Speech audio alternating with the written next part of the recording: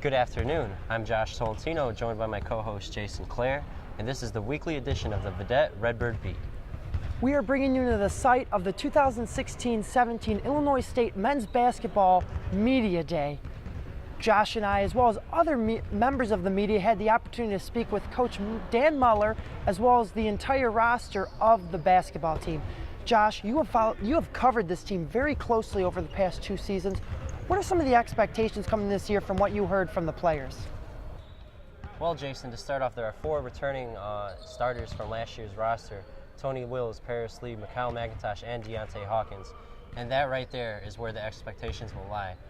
Coach Muller said today the team will basically only go as far as those 4 take them.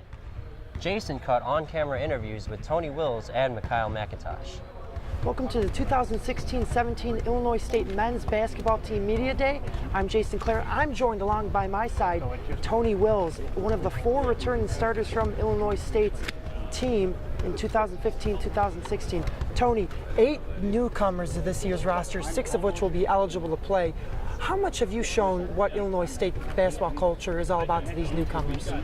Well, so far they're all getting along well. They practice, and practice, man, they're really doing good. Everybody's playing hard, and that's basically our culture here. We just want to play hard and everybody get along with each other so then we can get better each and every day. Also, as I mentioned, 4 returning starters. How much do you think this core will play an impact throughout the course of the season? Yeah, we've been playing together for 4 years, so I think we got the bond and chemistry to do very well. We push each other hard because we know if we play the best that we can, we know what we're capable of. Thank you, Tony. Thank you.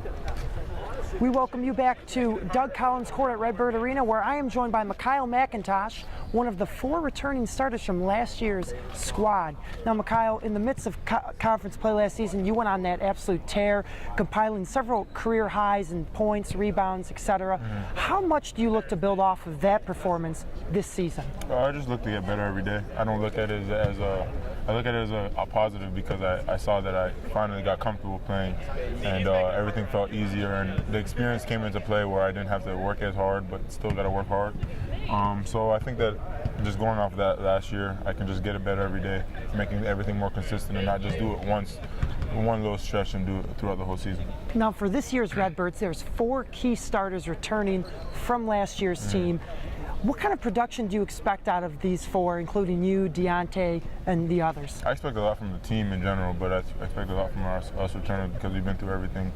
So I think that, we have no excuse not to be good and no excuse not to bring it every day and be the team that we're supposed to be. So I expect a lot from definitely the 4 guys, but our team in general. Thank you. Jason, what are your expectations for this 16-17 Redbird men's basketball team? Josh, I think there's a great, healthy returning class, but also you have to appreciate what Dan Muller's done, the recruiting aspect of it, bringing 8 new players to this roster, ranging from sophomores up through seniors. I really expect for this team to compete for the MVC title, not only because the team has played exceptionally well over the past couple years building themselves up, but also the MVC has experienced a little bit of a down year as 2016 saw a lot of seniors graduate and move on. I would expect this team to go deep into the Arch Madness.